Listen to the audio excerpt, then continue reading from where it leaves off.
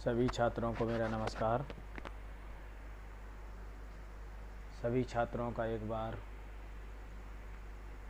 फिर स्वागत है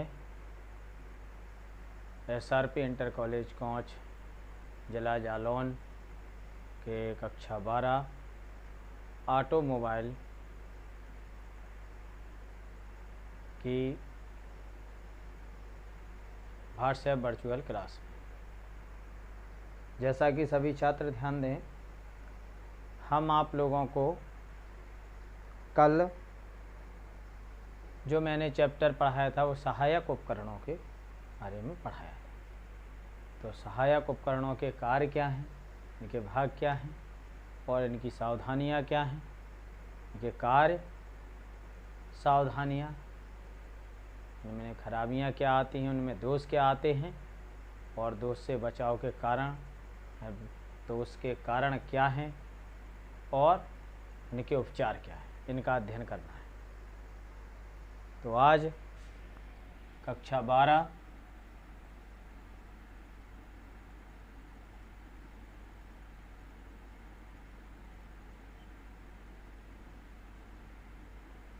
12 ऑटोमोबाइल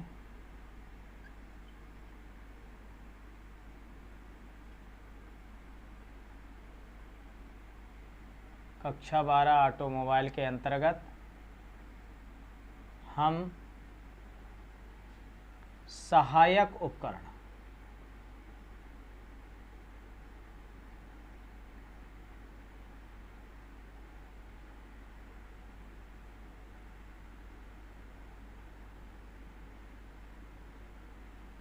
सहायक उपकरणों का अध्ययन कर रहे हैं। इसके तहत अगला जो पॉइंट है वो है हॉर्न।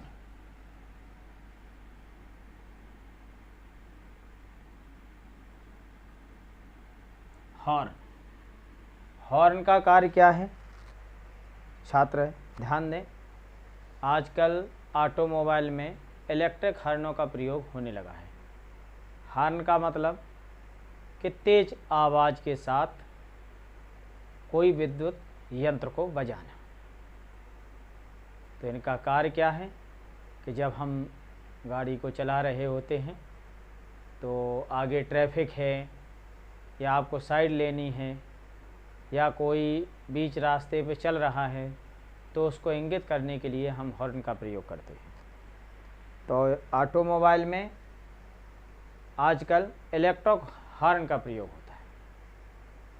इलेक्ट्रिक हॉर्न का प्रयोग होता है। पहले इलेक्ट्रिक हॉर्न नहीं हुआ करते थे, एयर वाले हॉर्न हुआ करते थे जिसमें एक ये मान लो बाजा जैसा होता था, उसमें रबड़ का एक बल्ब लगा रहता था, उसको दबा के पू पू पू पू हॉर्न बजाया करते थे। आज वो हॉर्न नहीं है। आज इलेक्ट्रिक हॉर्न एक से एक तेज़ आवाज़ वाले इलेक्ट्रिक हॉर्न हैं।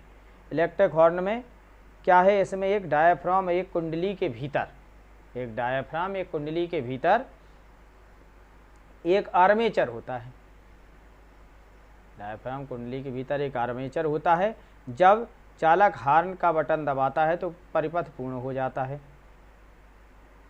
और क्षेत्र कुंडली में विद्युत वाहक बल पैदा हो जाता है जो आर्मेचर व उसके डायाफ्राम को नीचे की ओर खींच लेता है।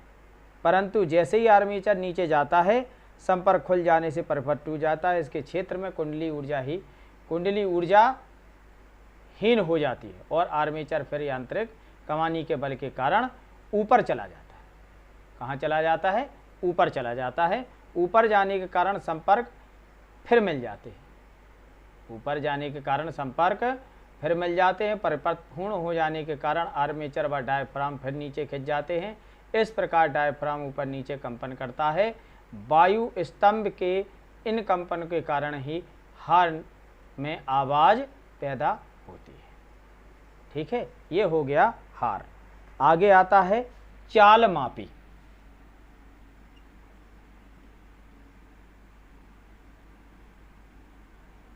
चाल मापी यानी स्पीडोमीटर।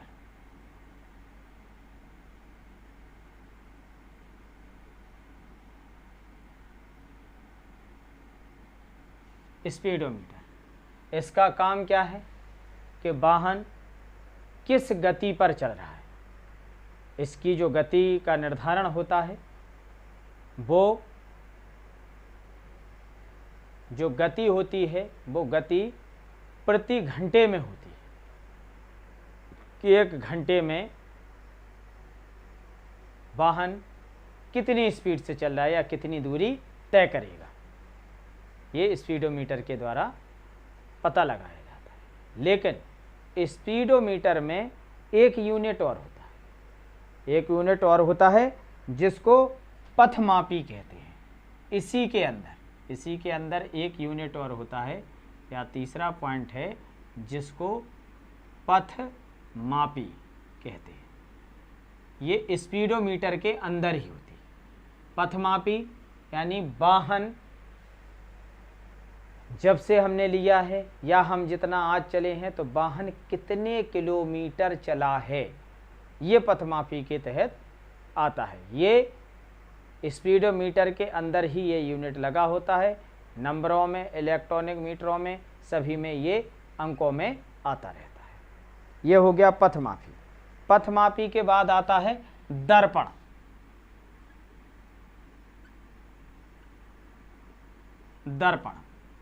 दर्पण का कार्य क्या होता है? दर्पण ऑटोमोबाइल में, मोटर गाड़ियों में दर्पण पीछे की ओर देखने के लिए और साइड में देखने के लिए प्रयोग किए जाते हैं। अधिकांश इसमें जो दर्पण प्रयोग किए जाते हैं वो उत्तल लेंस होते हैं कि जो थोड़े में दूर तक का दिखा देते हैं। उत्तल लेंसों का प्रयोग किया जाता है।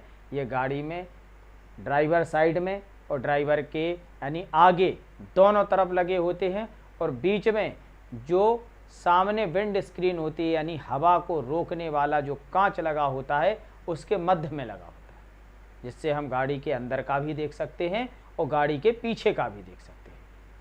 दर्पण का कार्य ये होगा। इसके बाद सनवाइजर होता है।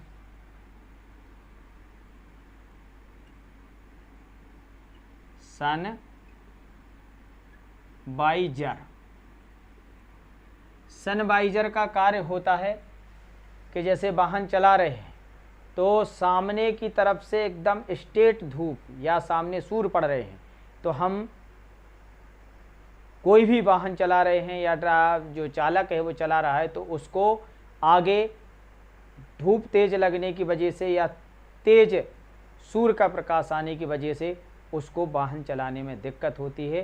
तो उसके लिए जो विंड स्क्रीन होती है यानी सामने का कांच होता है उसके ऊपर ही यानी रूफ पे ये सनवाइज़र लगे होते हैं। एक ये पुट्ठे के टुकड़े के नुमा होते हैं या फाइबर के होते हैं जिनको खोल के चेहरे के सामने कर लिया जाता है। सिर्फ हमें सामने का रास्ता तो धूप बच जाती है, कभी कभार धूप बगल पे भी इतनी तेज होती है कि जो चमक रिफ्लेक्शन देती है तो उसको खींच के बगल पे भी कर लिया जाता है। ये सनवाइजर का काम है। अगला जो सनवाइजर विंड स्क्रीन वाइजर होता है। अगला है एक windscreen visor. Wind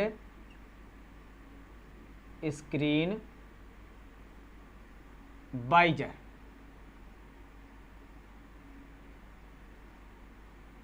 wind screen visor सामने से हमें जो चमक आ रही है तो ये क्या करता है कि इसे जो विंड स्क्रीन यानी विंड माने खिड़की जो होती हैं उनसे जो हमें तेज धूप आ रही है तो ये जो वाइजर होते हैं इनको यानी एक मान लो एक ये टुकड़े होते हैं, इनमें एक रबर का एयर वैक्यूम वाला एक टुकड़ा लगा होता है जिससे इन्हें हम शीशों पर चिपका देते हैं।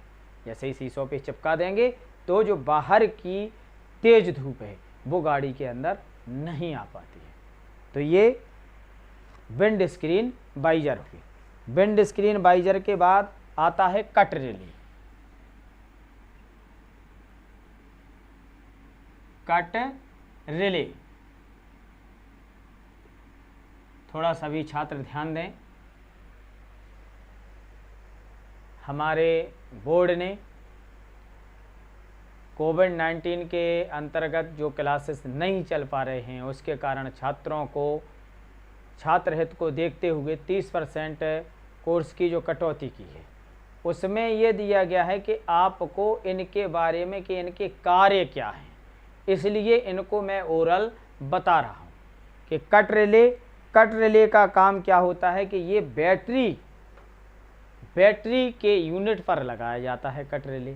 कट रिले का मुख्य काम क्या होता है कि ये रिले एक कट करने वाली रिले होती है कि जैसे ही बैटरी का करंट, जैसे अल्टरनेटर करंट यानी जनरेटर करंट बना रहा है चार्जिंग के लिए, और अगर वो इतनी स्लो स्पीड में चार्जिंग कर रहा है, करंट बना रहा है जिससे बैटरी का चार्ज नहीं होना, बैटरी चार्ज नहीं होनी है, तो ऐसी स्थिति में क्या होता है कि बैटरी का जो करंट है वो लौट के प्रवाहित होने लगता है, जिससे बैटरी में जो अपन लोग स्टोर करके जो मैकेनिकल ऊर्जा को रासायनिक ऊर्जा में कन्वर्ट करके प्रयोग करते हैं, तो क्या होता है कि वो स्टोर धीरे धीरे बैटरी डिस्चार्ज हो जाती है।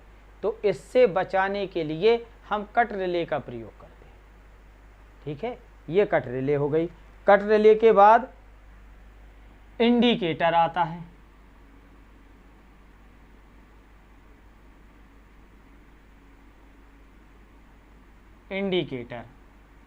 इंडिकेटर का कार्य, हमें दाईं तरफ मुड़ना है, बाईं तरफ मुड़ना है, या पार्किंग खड़े हैं तो इस समय हम दोनों इंडिकेटर जलाते हैं। इंडिकेटर का काम क्या है कि जो पीछे आने वाला वाहन है वो ये समझ सके, या सामने जो दूर वाहन आ रहा है और हम दूसरी साइड मुड़ रहे हैं, तो वो ये समझ सके कि ये दाएं मुड़ रहा है या बाएं मुड़ रहा है, या वाहन खड़ा है। खड़े होने पर दोनों इंडिकेटर बुझते हैं, बंद होते हैं दोनों, और दाईं तरफ मुड़ेंगे तो दायां इंडिकेटर बुझेगा, बंद बुझेगा और जलेगा, और बाईं तरफ के लिए जब बाईं तरफ मुड़ेंगे तो बाईं तरफ वाला इंडिकेटर जलेगा, बुझेगा। तो ये एक संकेत देने के लिए कि चालक आगे वाली गाड़ी किस तरफ मुड़ रही है, खड़ी है या मुड़ रही है, दाएं या बाएं, उसका काम करता है इंडिकेटर। अब आते हैं नंबर 9, बल्ब। तो जैसा कि आप लोगों को विदित होगा कि बल्ब इंडिकेटर में प्रयोग होते हैं। बल्ब टेल लाइट में यानी बैक लाइट, जो रुकने वाली लाइट होती है, रेड लाइट, उसमें भी प्रयोग होते हैं। हेड लाइट में भी प्रयोग होते हैं। तो बल्बों का काम क्या है, हेडलाइट का काम क्या है कि चालक को रात्रि के समय या अंधेरे में उचित दूरी पर साफ दिखाई दे सके, जिससे वाहन को चलाने में कोई दिक्कत ना हो। बल्बों का काम ये है। ठीक है, बल्ब इसमें कई प्रकार के होते हैं। बल्बों के प्रकार होते हैं। बल्बों के प्रकार में फिलामेंट पदार्थ के आधार पर बल्ब 2 प्रकार के होते हैं। गिलास के अंदर गैस के प्रयोग के आधार पर 2 प्रकार के होते हैं, और जैसे फिलामेंट के आधार पर कार्बन फिलामेंट और टंगस्टन फिलामेंट। ठीक है, और गिलास के अंदर गैस के आधार पर निर्वात बल्ब और गैस से भरा हुआ बल्ब। तीसरा है पदार्थ के प्रयोग के आधार पर कांच का बल्ब। नंबर 1 क्वार्टज बल्ब और प्लास्टिक बल्ब, ये कांच के आधार पर होते हैं। और फिलामेंट के नंबर के आधार पर 1 फिलामेंट और 2 फिलामेंट। जो अपनी हेडलाइट होती है उसमें 2 फिलामेंट होते हैं, जिसमें एक सामने और एक नीचे लाइट देता है। बल्ब की बनावट के आधार पर टंगस्टन, आयोडीन बल्ब, फाइबर प्रकाश बल्ब और काली लाइट वाले बल्ब, ये होते हैं बल्ब। बल्ब के बाद आता है मेन स्विच।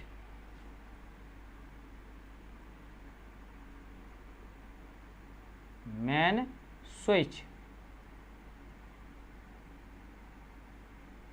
स्विच जहाँ पे स्टीयरिंग होती है, स्टीयरिंग के पास ही लगाया जाता है।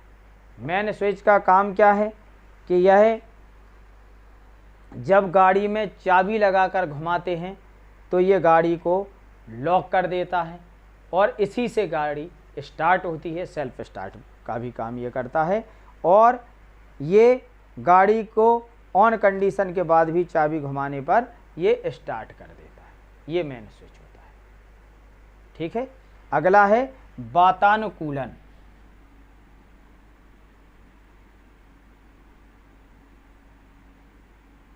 वातानुकूलन यानी AC, air conditioner. Air conditioner का काम क्या होता है कि बाहर के जो वातावरण है यानी जो नमी है, वायुमंडलीय हवा के तापमान और नमी को नियंत्रण करके उसको ऑटोमेटिक यानी ऑटोमोबाइल के अंतर्गत ऑटोमेटिक उसको कंट्रोल कर देता है कि बाहर अगर गर्मी है तो अंदर वो ठंडक कर देगा, और अगर बाहर गर्मी है तो ठंडक करेगा, और बाहर सर्दी है तो गर्मी भी कर देगा। ये एयर कंडीशन का काम होता है। ये मोटर गाड़ियों में प्रयोग किए जाते हैं जिससे सवारियों को आराम महसूस हो सके, हेरिटेशन ना हो, टेंशन ना हो। ठीक है। इसके बाद आता है बैटरी।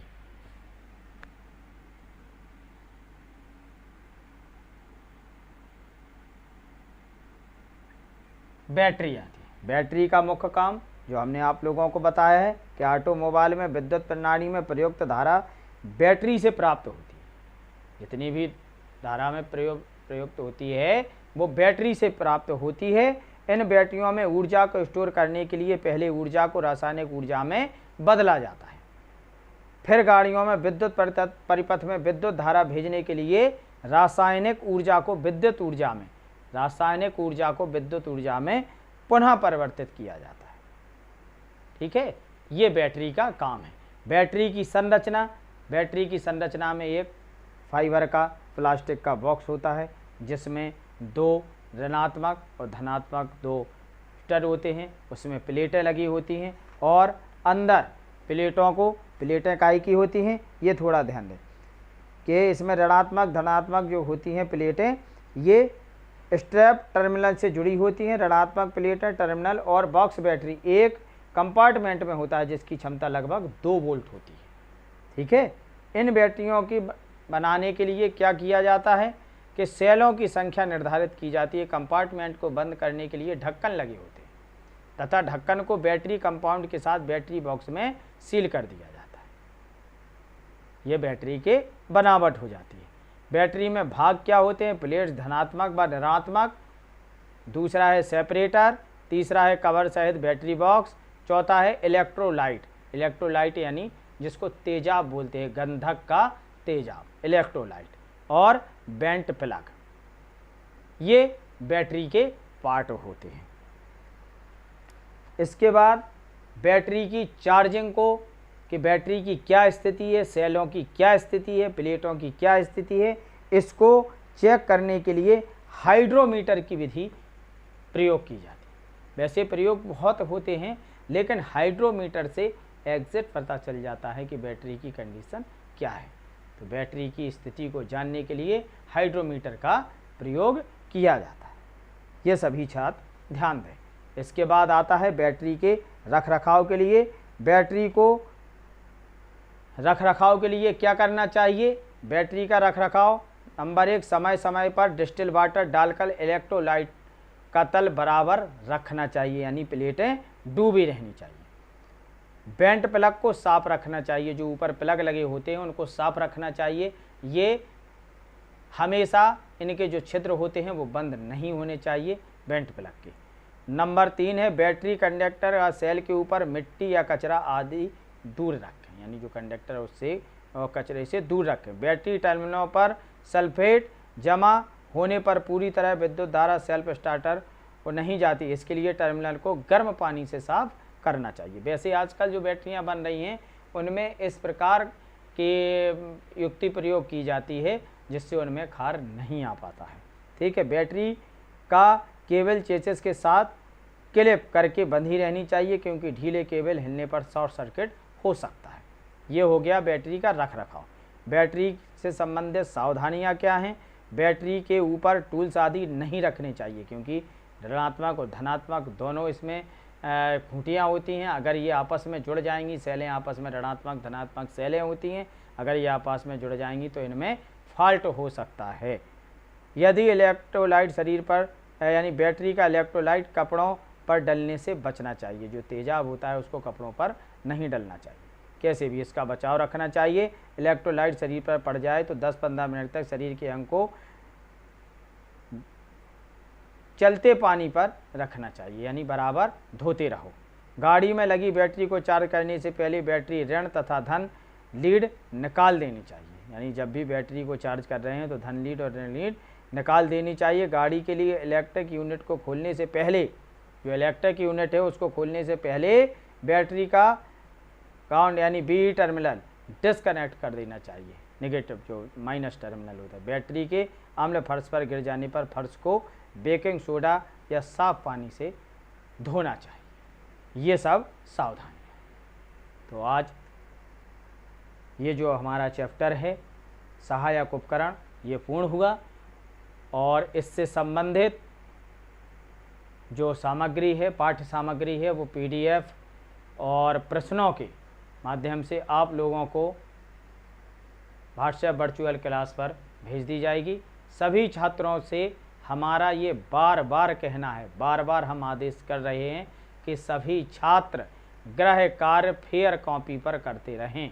जो भी पढ़ाया जाता है उसको प्रतिदिन अपने घर पर बैठकर फेयर कॉपी पर लिखते रहें, और उसकी एक फ़ोटो ग्रुप पे भेजते रहें जिसकी आपकी उपस्थिति यहाँ पे लगती रहे। इसी के साथ मैं अपनी आज की क्लास को विराम देता हूँ। नमस्कार, जय हिंद, जय भारत।